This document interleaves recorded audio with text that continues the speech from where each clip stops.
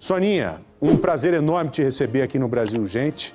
Você é direto da França e, é claro, ouvindo tudo relacionado à Europa. O que você traz para a gente logo depois de tomar conhecimento que os Estados Unidos foram atacados em suas bases no Oriente Médio? Qual foi a reação aí na Europa, hein, Soninha? Uma ótima tarde a você, bem-vinda, querida. Oi, Joel, querido, uma ótima tarde para você, uma boa noite aqui direto de Paris. Olha, Joel, o que a gente pode dizer que é um conflito que vem sendo travado, né, majoritariamente pelos ares, mas que agora ganha contornos ainda mais graves e internacionais.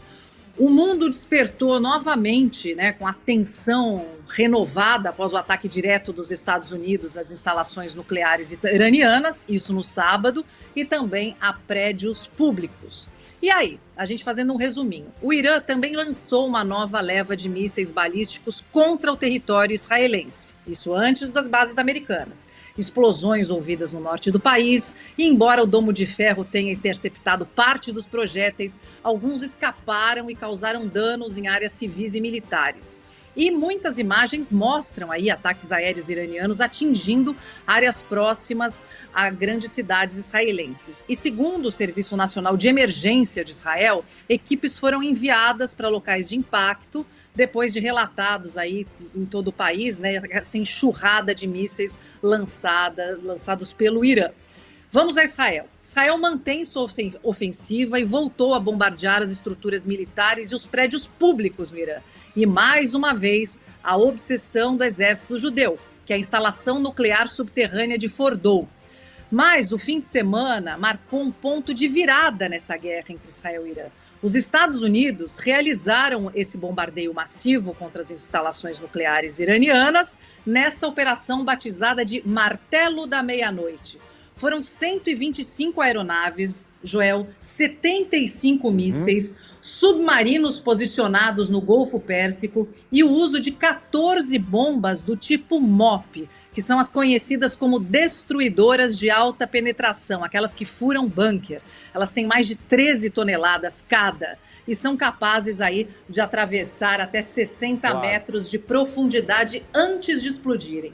E essas bombas foram lançadas contra as instalações de Fordow, contra Isfahan e contra Natanz, que são locais onde o urânio é enriquecido, e urânio enriquecido, vocês sabem que significa bomba atômica, energia nuclear. Bem, a Casa Branca já havia declarado que o ataque foi um sucesso e que teria dizimado o programa nuclear iraniano.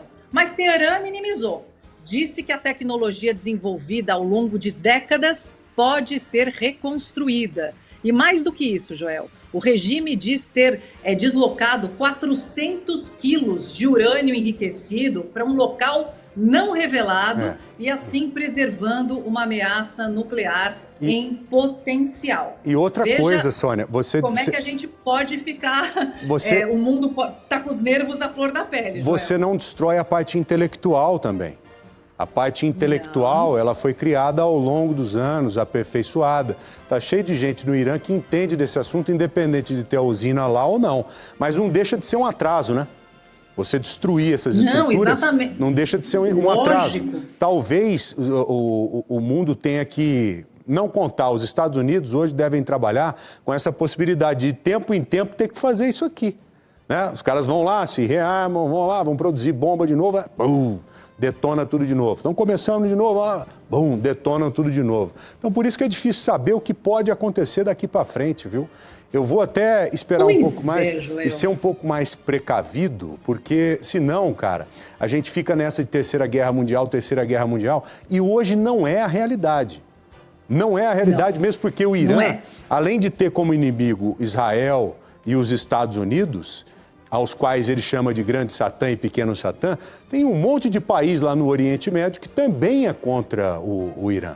Nós sabemos bem disso. Arábia Saudita, Emirados Árabes, Catar, Bahrein, há uma união nesse sentido. Então, vamos esperar um pouquinho e saber, para nós sabermos corretamente qual será o próximo passo. A Sônia está lá na Europa monitorando tudo isso, o Barão nos Estados Unidos e o Garrafa aqui na nossa central de jornalismo da Band. Eu estou ansioso para saber o resultado da reunião agora em que o Trump está participando. na sala lá no gabinete de crise. Soninha, qualquer coisa você me avisa aí, tá bom? Prioridade total. Um beijo para você. Muito obrigado, Sônia. Um beijo Grande para Sônia você, Blota. viu, Joel? A Europa continua naquela, sabe? Sei. Queremos Só olhando, paz, só assistindo. Vamos cessar fogo, tá todo mundo ó, com as barbas de molho. É o que tem que fazer nesse momento. É o que tem que fazer nesse momento.